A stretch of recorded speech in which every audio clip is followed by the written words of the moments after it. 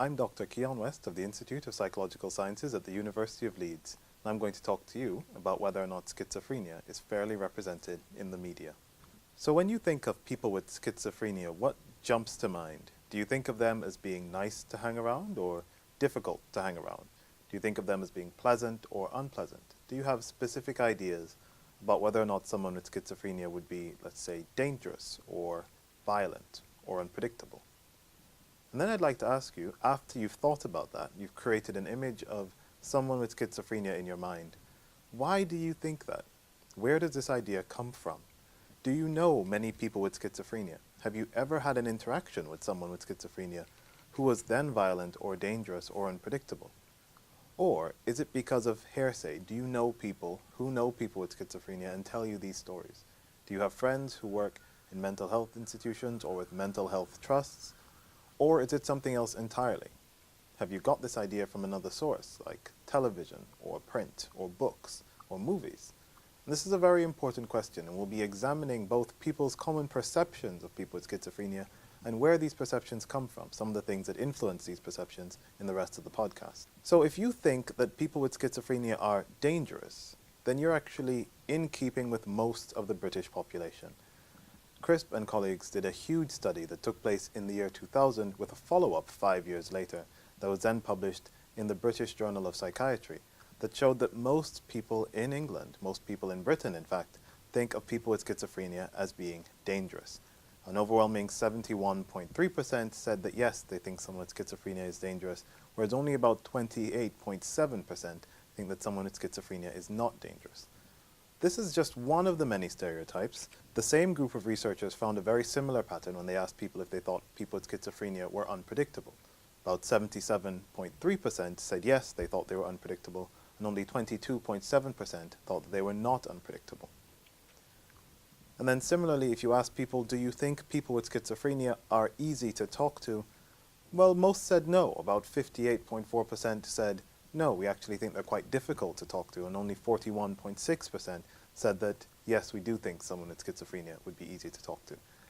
These represent the thoughts of the majority of the British population when it comes to talking about people with schizophrenia. And just to point it out, so I'm putting up two pie charts, one about people with schizophrenia and one about people with major depression. This is not for everyone that has some kind of mental disorder. People with schizophrenia are unique even amongst people with other mental disorders. Only about 22.9% of people thought that anyone with serious depression would be dangerous.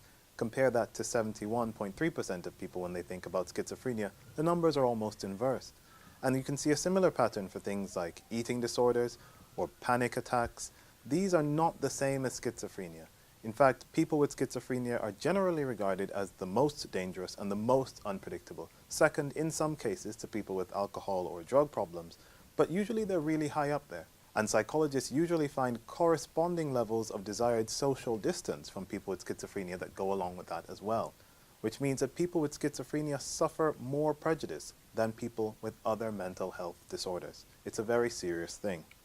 So where do we get these impressions of people with schizophrenia? Very few people ever actually meet someone with schizophrenia, and even those who do are largely unaware of it, as the people with schizophrenia themselves like to keep it to themselves, so as not to have to deal with these negative impressions. I'm going to cite two movies as examples of what we think about when we think about schizophrenia. The first would be the movie Psycho, which is a 1960s movie. If you haven't seen it, you should see it. It's a good movie to watch, but you should be aware of the stereotypes embedded in it. One of the main characters suffers not from schizophrenia, but from a very glamorized version of multiple personality disorder or dissociative identity disorder, and basically becomes a knife-wielding maniac who stabs people to death. Much later on, in 2005, you'd see the movie Hide and Seek, which is very similar to the movie Psycho, again with a very similar kind of glamorized version of a dissociative identity disorder, but this time it's an axe-wielding maniac who tries to hack people to death with an axe. So we're not making a lot of progress in terms of representations of people with mental disorders in the media. But it's not just the very sensational things, like the movies or the glamorized versions of things, but also in non-sensational print media.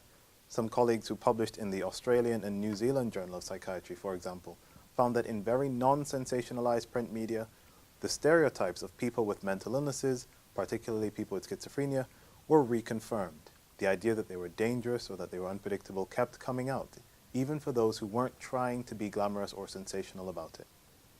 Overall, those who have studied it, such as Nairn and colleagues who published in the American Journal of Psychiatry, say that perceptions of people with schizophrenia and mental illness in general in the media remain negative and stigmatizing. That media portrayals are characterized by crime, by violence, unpredictability, and by social incompetence. Other researchers, such as Wall, who published the book Media Madness: Public Images of Mental Illness, say that not only are these things very negative, but more than for other groups, openly offensive depictions of people with mental health disorders are accepted in the media in a way that they're not. If you could imagine an incredibly racist or sexist show in which, let's say, all black people stabbed people to death behind shower curtains, it wouldn't last very long on public television. But if you were to do the same thing with people with schizophrenia, it does last quite a long time and is generally accepted. So this is a serious problem. We have very negative messages that are widely accepted by large groups of people. Does this relate then to people's attitudes about people with schizophrenia?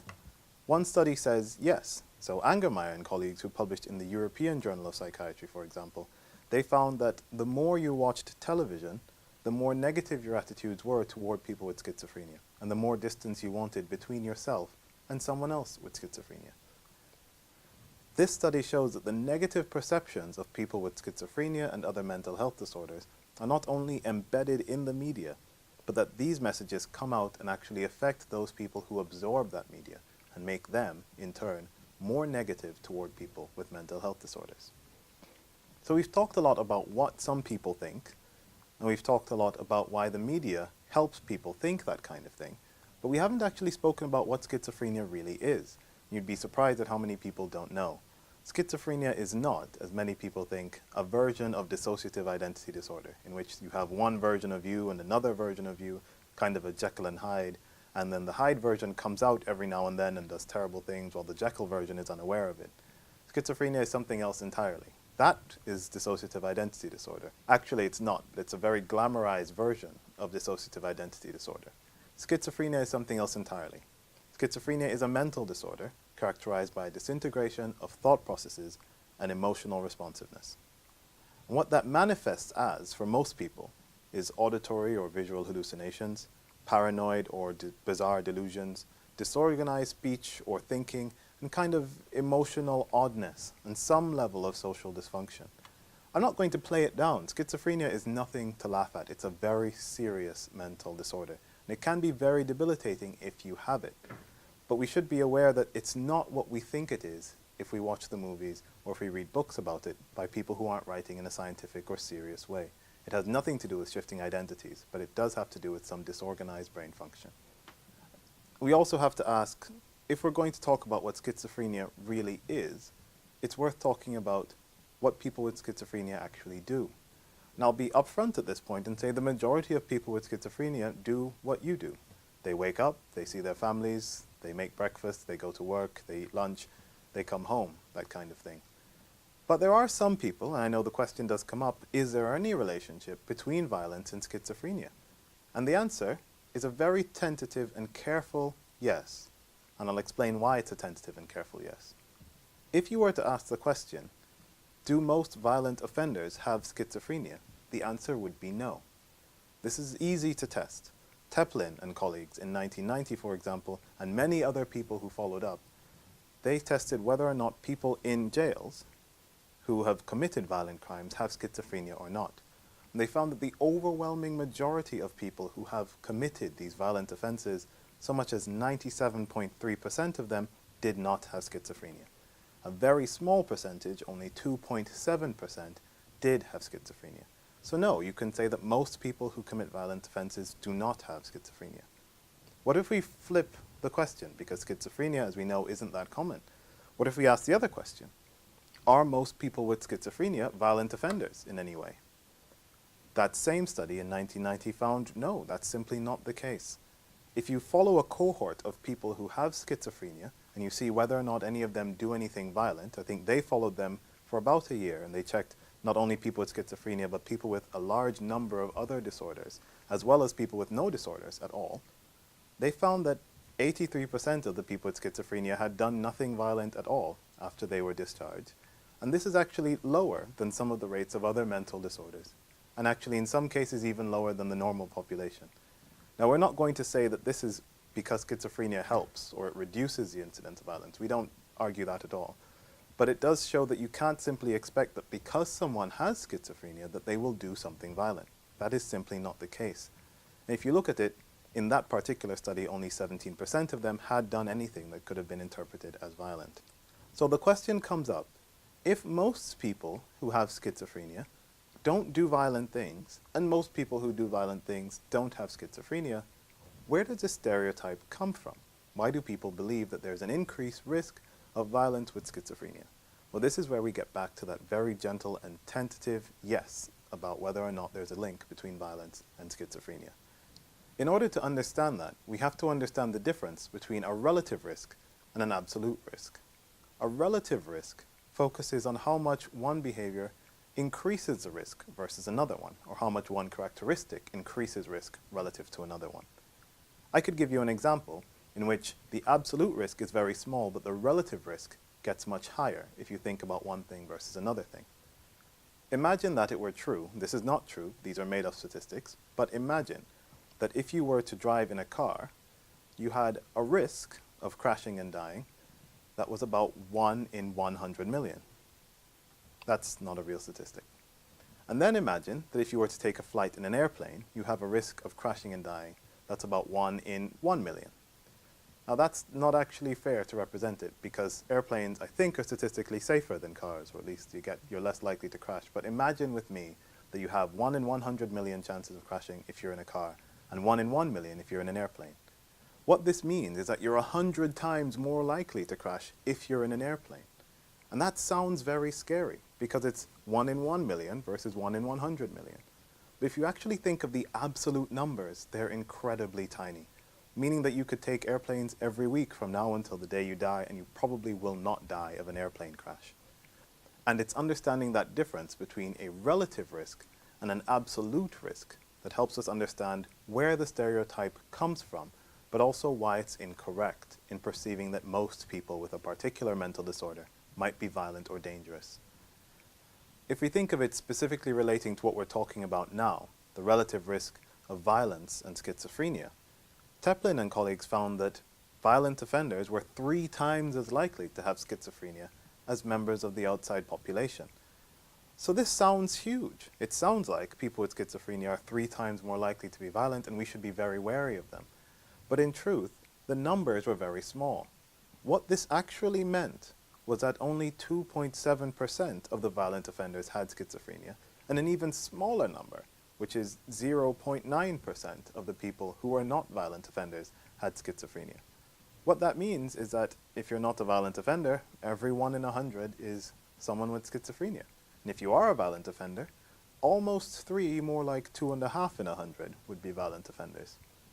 But if you look at the absolute numbers, at the worst case, you still have about 97.3% of people who don't have schizophrenia and are violent offenders anyway.